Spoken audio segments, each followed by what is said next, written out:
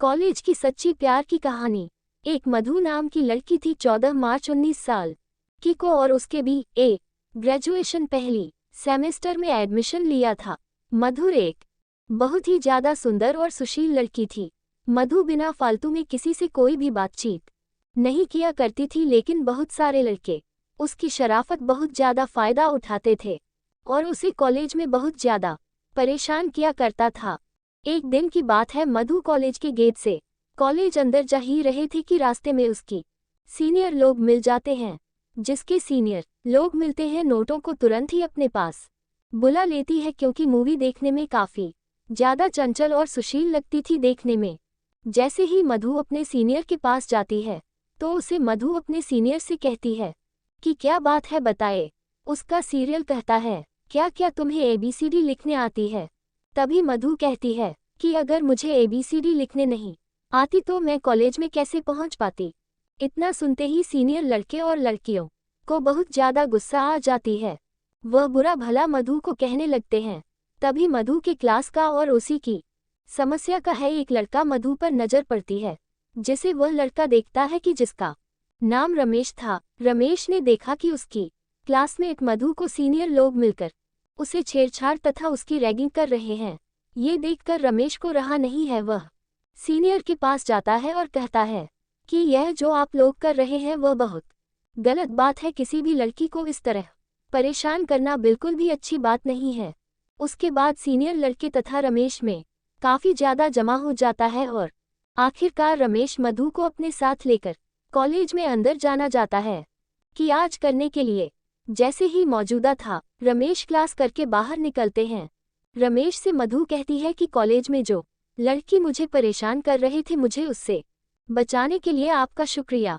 तभी रमेश कहता है कि ऐसी कोई बात नहीं है, तुम्हें मुझे शुक्रिया करने की कोई जरूरत नहीं है, क्योंकि तुम मेरी क्लासमेट हो और तुम्हारी सुरक्षा और रक्षा करना मेरा फर्ज होता है। इन सभी बातों को सुनकर मधु को रमेश पर काफी ज्यादा प्यार है, दया आने लगती है। अब कॉलेज मधु और रमेश दोनों साथ साथ जाते थे, साथ ही कमी से आते वक्त भी दोनों एक साथ आते थे। रमेश को पता था कि कॉलेज में बहुत सारे लड़के होते हैं एंजॉय जूनियर लोकेशन लड़कियों की रैगिंग करते हैं। अब तो रमेश मधु को कहता है कि तुम अगर पहले आ जाओगी कॉलेज तो तुम कॉलेज अंदर मत जाना, मेरा इंतजार करना बाहर ही है। जब मैं कॉलेज जाऊंगा तो मेरे साथ अंदर चलना, फिर उसके बाद किसी को भी कॉलेज के अंदर तुम्हें कुछ भी कहने की हिम्मत नहीं होगी।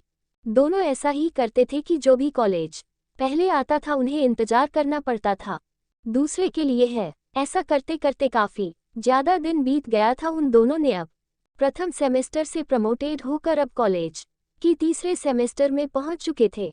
दोनों के एक दूसरे से मिलते मिलते 1 साल से ज्यादा हो चुके थे और दोनों आप तो अपने अपने घर में भी मोबाइल से बात किया करती थी। दोनों की काफी ज्यादा मित्रता और बेहद ही ज्यादा गहरी मित्रता कॉलेज की है समय ही हो गई थी।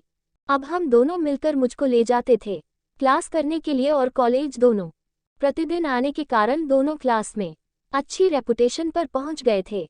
दोनों को एक साथ आते जाते देख क्लास की बहुत सारे लड़के लड़कियां दोनों के बारे में बहुत ज्यादा गलत शरत बातें किया करती थी, लेकिन इन बातों से मधु को किसी भी प्रकार का कोई फर्क नहीं पड़ता था, क्योंकि मधु कहते थे कि हम दोनों सिर्फ एक अच्छी दोस्त है, वह जिसको जो सोचना है सोचने दीजिए। हम लोग कॉलेज में साथ आते हैं, साथ जाते हैं और साथ रहते हैं, हमेशा ऐसे ही रहेंगे। दुनिया वाले कुछ भी सोचे मुझे कोई फर्क नहीं पड़ता है। जैसे ही 3 साल पुरानी वाली थी, आप सभी लोग अंतिम सेमेस्टर की पढ़ाई कर रहे थे। बधाई देने के बाद, परीक्षा देने के बाद आप सभी लोगों की छुट्टी होने वाली है, लेकिन मधु को इस बात की चिंता होने लगे थे कि बिना रमेश की दोस्ती के कारण वह एक कदम चलना तो दूर की बात है, कॉलेज आना जाना भी नहीं चाहते थे।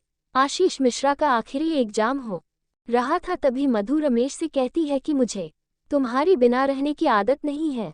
हम कहाँ से, कॉलेज तो बंद हो ही जाएगा, अब तो कोई क्लास करने भी कॉलेज नहीं आएगा। मुझे आपकी आदत लग गई है, मैं तुम्हारे बिना नहीं रह सकती हूँ। उसके पास रमेश करता है कि मेरा भी हाल बिल्कुल ऐसा ही है, क्योंकि हम लोग पिछले 3 सालों से एक साथ रहते हैं, एक साथ आते हैं, एक साथ जाते हैं और क्लास में एक साथ पढ़ाई करते हैं। साथ ही साथ हम लोग कॉलेज के बाहर सता घर में भी एक दूसरे से फोन पर बात करते हैं। ऐसे में कॉलेज खत्म होने के बाद आप दोनों को एक दूसरे से मिलने की तरह ने आने जाने का ख्वाब तो टूट ही गया था। इस बात की चिंता से दोनों बहुत ज्यादा परेशान थे। वह सोच रहे थे कि हमें किस प्रकार से एक दूसरे के साथ फिर रहने और घूमने के लिए आएंगे।